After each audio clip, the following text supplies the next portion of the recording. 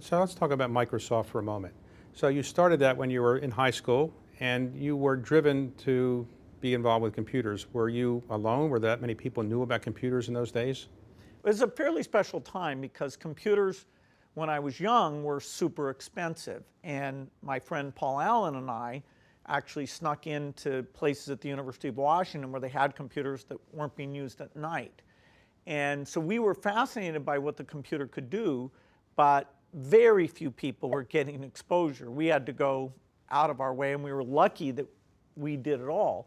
And so then when the idea of moving the computer onto a chip that Intel would make, and that would make the computer literally millions of times cheaper than the ones we were using, so both more powerful and available to people on a personal level, then the idea of, okay, it would be very different. The software you needed, the way the industry would work.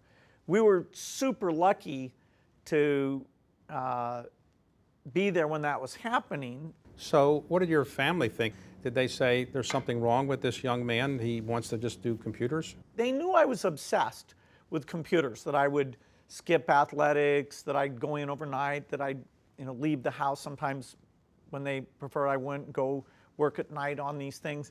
And so it was kind of considered a little strange.